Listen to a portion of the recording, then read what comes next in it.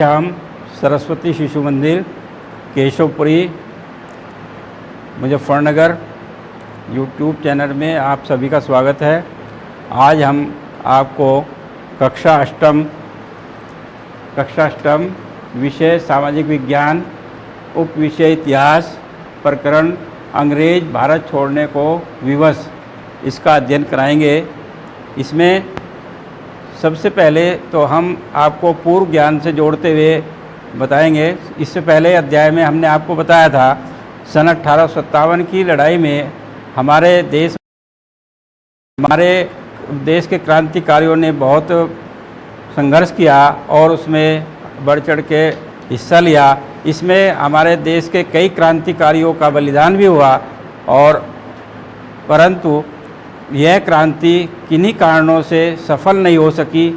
इसी वजह से अंग्रेज इस क्रांति को तो दबा चुके थे और उसमें सन 1858 में महारानी विक्टोरिया का एक घोषणा पत्र भी जारी किया जा चुका था कि इसमें जो भी अब तक की गतिविधियां हुई हैं वे दोबारा से ना हो। इसका ध्यान रखते हुए अंग्रेज सरकार ने राष्ट्रीय आंदोलन को तो दबा दिया, लेकिन उसे आभास हो गया था कि अब अधिक दिन तक हम आंदोलन को नहीं रोक सकते, अर्थात यह आंदोलन फिर से छिड़ सकता है। इसको रोकने के लिए अंग्रेज़ों ने भारतीयों को प्रसन्न करने के लिए सन 1935 में एक अधिनियम पारित किया, जिसमें कुछ शर्तें रखी गई थी। केंद्र में अखिल भारतीय संघ की सरकार, प्रांतीय स्वायत्तता की स्थापना की गई, जिसमें इस संघ में भारत के प्रांतों तथा देशी रियासतों को शामिल किया गया। यह भी व्यवस्था की गई कि केंद्र विधायिका में देशी राजाओं तथा मनोनीत प्रतिनिधि भी होंगे। केंद्रीय विधायिका के अधिकार क्षेत्र में विदेश और रक्षा विभाग बाहर रखे गए। शेष सभी विषयों पर गवर्नर जनरल का विशेष अधिकार रहेगा, अर्थात उनको गवर्नर जनरल अपनी मर्जी से लागू करेंगे और इसके लिए जनरल की नियुक्ति ब्रिटिश सरकार के द्वारा की गई। अतः वे इसके प्रति उत्तरदायी थे। इस अधिनियम की भारतीयों ने कटु आलोचना की और जगह जगह पर हड़तालें हुई। सितंबर 1939 में जब द्वितीय विश्व युद्ध प्रारंभ होने वाला था, उस समय भारतीयों ने विचार विमर्श किया कि अब हम अंग्रेज़ों का साथ नहीं देंगे, परंतु ब्रिटिश सरकार ने भारत को भी इस युद्ध में लगा दिया और इससे कांग्रेस नेता बहुत रुष्ट हुए और सभी कांग्रेस मंत्रिमंडल ने इस्तीफा दे दिया। इस्तीफा देने के बाद फिर अब आया व्यक्तिगत सत्याग्रह। व्यक्तिगत सत्याग्रह में उन्होंने सबसे पहले कांग्रेस मंत्रिमंडल से त्यागपत्र देने वाले गांधी जी ने पुनः आंदोलन प्रारंभ कर दिया और गांधी जी इसमें सबसे अग्रणी रहे। परंतु व्यक्तिगत सत्याग्रह करने वाले सबसे पहले नेता थे विनोबा भावे, संत विनोबा भावे। अन्य सत्याग्रही चक्रवर्ती राजगोपालाचारी, पंडित जवाहरलाल नेहरू, सरदार वल्लभ भाई पटेल, मौलाना अबुल कलाम आज़ाद प्रमुख थे। इन सत्याग्रहियों ने अपना एक नारा दिया था और ये भी कहा था कि हम अंग्रेज़ सरकार का युद्ध में सहयोग नहीं करेंगे, और उनका नारा था युद्ध में सहायता न करना। ब्रिटिश सरकार ने अंग्रेज़ों से कह दिया था कि हमारा लक्ष्य पूर्ण स्वराज्य है और इसे हम किसी भी दिशा में हम इसमें विलंब नहीं करना चाहते हैं और इसको हम अपने तरीके से पूर्ण करके ही रहेंगे। उसके बाद आगे चले हुए बम्बई में भारत छोड़ो आंदोलन प्रारंभ हुआ 1942 में। 8 अगस्त 1942 को कांग्रेस का एक अधिवेशन बुलाया गया। उस अधिवेशन में कांग्रेस के सामने एक प्रस्ताव रखा गया कि अब अंग्रेज़ों का हमें साथ नहीं देना है और अंग्रेज़ों से कह दिया गया कि अब आपको भारत छोड़ना पड़ेगा। परंतु अंग्रेज़ इस बात से सहमत नहीं हुए और भारतीयों ने एक नारा दिया, करो या मरो। भारतीयों के नेताओं ने उनको समझाया कि अगर आप भारत छोड़कर नहीं जाएंगे तो हम करो या मरो की भावना से आंदोलन करेंगे। ब्रिटिश सरकार ने उसी रात्रि गांधी जी और कांग्रेस के बड़े बड़े नेताओं को बंदी बना लिया। बंदी बनाने के बाद जब सारी बात ये समाज में फैली तो 9 अगस्त की प्रातः से ही दूर दूर पूरे देश में आंदोलन शुरू हो गए और बड़े बड़े शहरों में भी जुलूस निकाले गए, जिसमें सरकार ने प्रेस व नियंत्रण पर तो नियंत्रण कर लिया और अखबारों को भी जब्त कर लिया गया। परंतु ये बात छुपी नहीं, फिर भी सरकार की गिरफ्तारी के कुछ विरोध में कुछ नेताओं को गिरफ्तार कर लिया गया और बहुत सारे विद्यार्थी और सरकारी दफ्तर वाले लोग इसके साथ लगे और अनेक प्रकार की सामग्री लिख कर के पर्चे बंटवाए गए। महिलाओं को भी इस आंदोलन में पुरुषों के साथ खड़ा किया गया और वे भी बढ़ चढ़ के उन्होंने भी हिस्सा लिया। कुछ स्थानों पर लोगों की भीड़ ने पुलिस थानों, डाकघर, रेलवे स्टेशन और अन्य सरकारी संस्थानों पर हमला बोल करके उनको क्षति पहुंचाई। सार्वजनिक भवनों पर तिरंगा फहराया गया, परंतु हजारों सत्याग्रहियों को गिरफ्तार कर लिया गया। इसके विरोध में बहुत सारे नेताओं ने अपना अपना काम छोड़ करके इस आंदोलन में भाग लिया। छात्र भी विद्यालय छोड़ करके इस आंदोलन में लग गए। सरकारी जो व्यक्ति थे, सरकारी व्यक्ति अपना दफ्तर छोड़ करके आंदोलन में कूद पड़े। पूर्वी उत्तर प्रदेश और बिहार में आंदोलन अत्यधिक उग्र रूप धारण कर लिया। बिहार के गवर्नर को भागकर वाराणसी में शरण लेनी पड़ी। बलिया में कुछ दिन के लिए अंग्रेजी सरकार का वर्चस्व खत्म हो गया। वहाँ पर कित्तू पांडे के नेतृत्व में आंदोलनकारियों ने असाधारण देशभक्ति का परिचय दिया और इस प्रकार भारत के लगभग सभी भागों में जन आंदोलन प्रारंभ हो गया। सरकार ने अपनी सारी शक्ति आंदोलन को रोकने में लगा दी, परंतु वह आंदोलन इतना उग्र रूप ले चुका था कि रुकने वाला नहीं था। इसी उसमें हजारों देशभक्त शहीद हुए और हजारों बंदी बना लिए गए। उसी में सरकार की इस दमन नीति के विरोध में गांधी जी ने जेल में 21 दिन का अनशन कर दिया, अर्थात वे भूख हड़ताल पर बैठ गए। वहीं पर उनके साथ उनकी पत्नी कस्तूरबा गांधी जो जेल में बंद थी, उनकी मृत्यु हो गई और इसके बाद गांधी जी का स्वास्थ्य गिरता गया, बिगड़ गया। तब अंग्रेज सरकार को उन्हें मुक्त करना पड़ा, अर्थात गांधी जी को जेल से छोड़ दिया गया। तो गांधी जी बाहर आए। क्रांतिकारियों की गतिविधियां तब भी चल रही थी।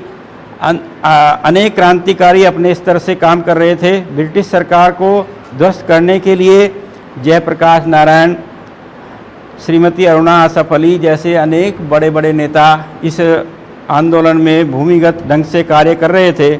इसमें अनेक छोटे बड़े सभी नेता कार्य कर रहे थे। एक 19 वर्षीय हेमू कालानी भी इस संघर्ष में सभी के साथ थे और इन युवकों को बलिदान गाथाएं स्वतंत्रता के इतिहास में रहेंगी। हेमू कालानी 23 अक्टूबर 1942 की रात्रि को रेलगाड़ी में जा रहे बहुत सारे अस्त्र शस्त्र और के विरुद्ध उनको लूटने का इरादा, अर्थात उनको नष्ट करने का इरादे से उस गाड़ी को रोक रहे थे। उनको गश्त देती पुलिस ने पकड़ लिया और 21 जनवरी 1943 को हेमू कालानी को फांसी दे दी गई। उस समय उनकी उम्र केवल 19 वर्ष थी। इस प्रकार क्रांति की इस ज्वाला में अनेक बड़े बड़े नेता और छोटे जो क्रांतिकारी थे वे भी आगे बढ़ते रहे। फिर उसके बाद चला भूमिगत गतिविधियां। जब अनेक नेता हमारे जेल में बंद कर दिए गए तो बहुत सारे नेताओं ने ग्रामीण क्षेत्रों में जो रह रहे थे उन्होंने भी अपने ढंग से भूमिगत गतिविधियां प्रारंभ रखी, जिसमें अरुणा आसफ अली, मनोहर लोहिया और सुचेता कृपलानी, बीजू पटनायक जैसे बहुत सारे नेता अपने अपने तरीके से भूमिगत रह कर के कार्रवाई कर रहे थे। उनसे जनता को व्यापक सहयोग प्राप्त हुआ।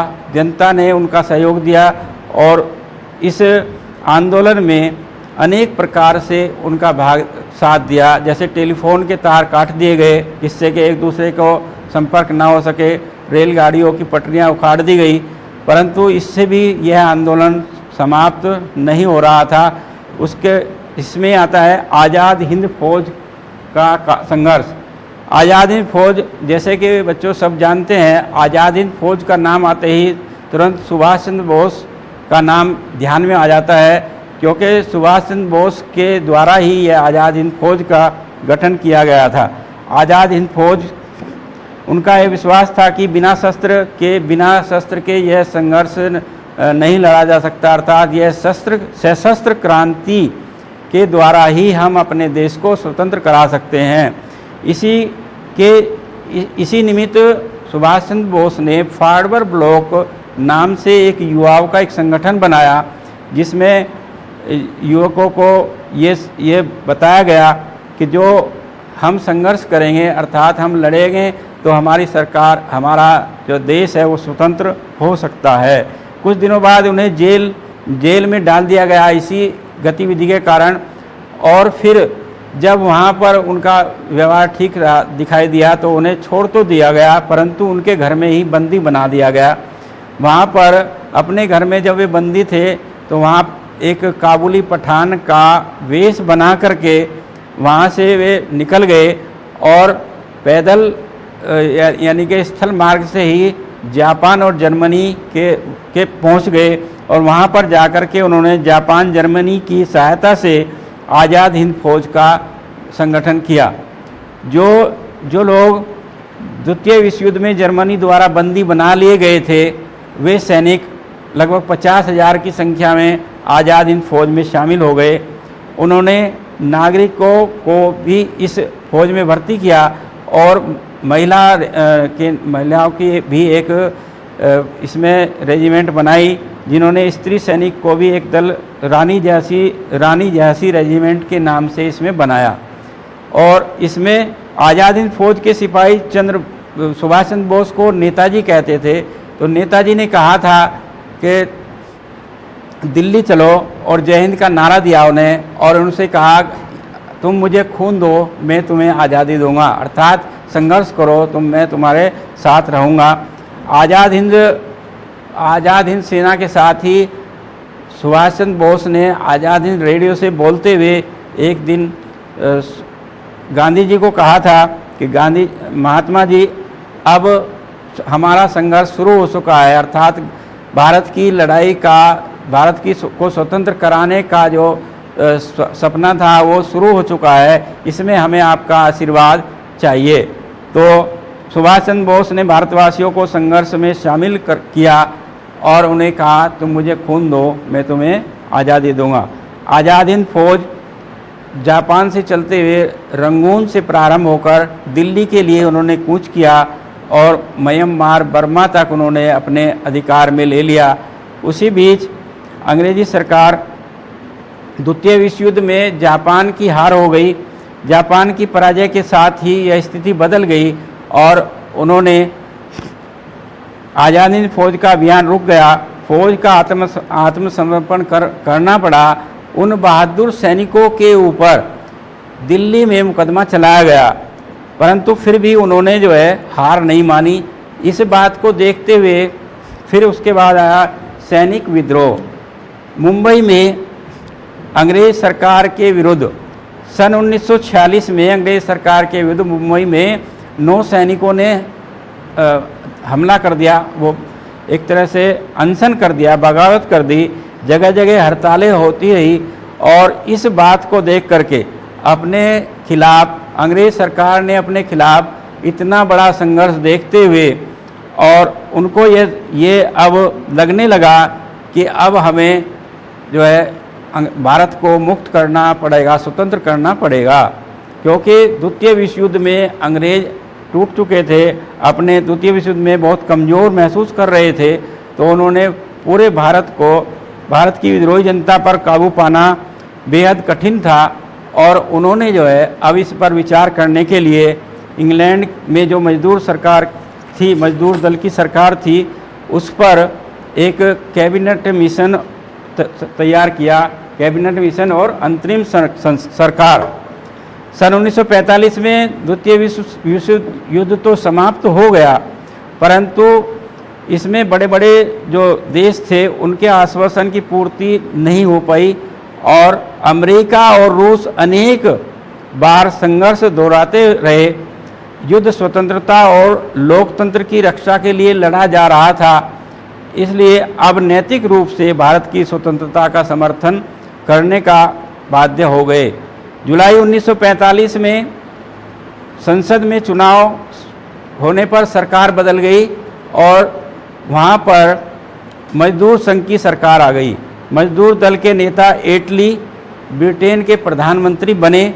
जो मजदूर दल के नेता भी भारत की स्वतंत्रता चाहते थे, इसलिए उन्होंने भी इस परिस्थिति को देखते हुए आपस में विचार विमर्श किया और एक कमेटी बनाकर के सन 1946 में भारत भेजी, जिसको कहा गया कैबिनेट मिशन। भारतीय नेताओं ने विचार विमर्श करके इस पर विमर्श करके एक दो बातें तैयार की कि एक अंतरिम सरकार बनाई जाए जिसमें ब्रिटेन की सरकार अलग रहे और भारत की सरकार के जो प्रतिनिधि होंगे वे भारत की गतिविधियों पर ध्यान रखेंगे और उनका ही वहाँ पर राज्य होगा। भारत का नया संविधान बनाने के लिए संविधान सभा गठित की जाए और भारत का नया संविधान बनाया जाए, ये बातें उसमें तय की गई। इसी समय भारतीय संविधान अधिनियम 1947 प्रारंभ हुआ। लॉर्ड माउंटबेटन को भारत का नया गवर्नर जनरल बनाया गया और उनके नेतृत्व में पंडित जवाहरलाल नेहरू को जो है इस अंतरिम सरकार का नेता बनाया गया, परंतु वहाँ पर मोहम्मद अली जिन्ना के नेतृत्व में बनी मुस्लिम लीग जो पहले से बनी हुई थी, वह अपने स्वतंत्र राज्य की मांग कर रही थी और भारत और पाकिस्तान को अलग अलग राज्य बनाने के पक्ष में थी। इंग्लैंड पार्लियामेंट ने कानून पारित किया जो 1947 में बना, जिसको भारतीय स्वाधीनता अधिनियम 1947 नाम दिया गया। इसी समय भारत की स्वतंत्रता मार्ग खुल गए। लॉर्ड माउंटबेटन स्वतंत्र भारत के अंतिम प्रथम गवर्नर जनरल और पंडित जवाहरलाल नेहरू प्रधानमंत्री बनाए गए। परंतु उस बीच में अंग्रेज हिंदू और मुसलमान आपस में संघर्ष करते हुए ये बातें दोनों समझौता करने के लिए तैयार नहीं थे कि हम एक ही स्थान पर रहें, इसलिए भारत का विभाजन संभव हो गया। भारत का विभाजन हुआ, स्वतंत्रता का आसार जैसे पास आया, वैसे हिंदू और मुसलमान संप्रदायवादी लोग अपने अपने हितों के लिए बुरी तरह अड़ गए और उन्होंने कहा कि हम अपना अलग राज्य चाहते हैं। इसलिए सन 1947 से पहले ही मोहम्मद अली जिन्ना ने अपनी मांग रखी और पाकिस्तान के नाम से पाकिस्तान और भारत के नाम से भारत के दो टुकड़े हो गए, जिसको एक पाकिस्तान और एक हिंदुस्तानी अर्थात भारत के नाम से अलग अलग रखा गया। अंग्रेज़ों ने भारत का विभाजन करके पाकिस्तान तो अलग कर दिया। पाकिस्तान में रहने वाले कई हिंदू लोग भारत आ गए और भारत में रहने वाले कई मुसलमान लोग पाकिस्तान चले गए। परंतु गांधी जी को यह बात अच्छी नहीं लगी और वह जब आपस में जो हिंदू मुसलमानों के झगड़े हो रहे थे, उसी बीच वे उन झगड़ों के बीच में ही चले गए। उनकी उम्र उस समय 77 वर्ष थी और वे ये नहीं चाहते थे कि ये आपस में लड़ें। उन्होंने कहा भी था कि मैं यह नहीं चाहता कि भारत में मुसलमान रह कर के अपनी जो संपत्ति है उसको गंवाएं और यहाँ पर निस्सहाय होकर रहे। परंतु ये सिद्धांत पर अडिग थे। भारत में हिंदू और मुसलमानों के लिए बराबर जगह है। यह हिंदू साम्राज्यवादी नहीं मानते चाहते थे, फिर भी कुछ लोग उनमें से ऐसे थे जो ये नहीं चाहते थे। अर्थात उनमें से एक नाथूराम गोडसे नाम के व्यक्ति थे, जिन्होंने 30 जनवरी 1948 को बापू को, गांधी जी को गोली मारकर उनकी हत्या कर दी। जो ये संप्रदायवादी थे और अर्थात वे विभाजन नहीं चाहते थे और गांधी जी के कहने पर ये विभाजन हुआ, तो उन्होंने अपने क्रोध में आकर के उनकी हत्या कर दी। ये इस प्रकार ये पाठ पूरा हुआ। इसमें कुछ गृह कार्य आपको करना है। गृह कार्य में आप इस पाठ में आए हुए प्रमुख नेताओं की जानकारी लिखेंगे और हासिल करेंगे और उनके नाम लिखेंगे, कौन से नेता कहाँ से कहाँ पर कार्य करते थे। इस बात का ये आपके लिए गृह कार्य रहेगा। धन्यवाद।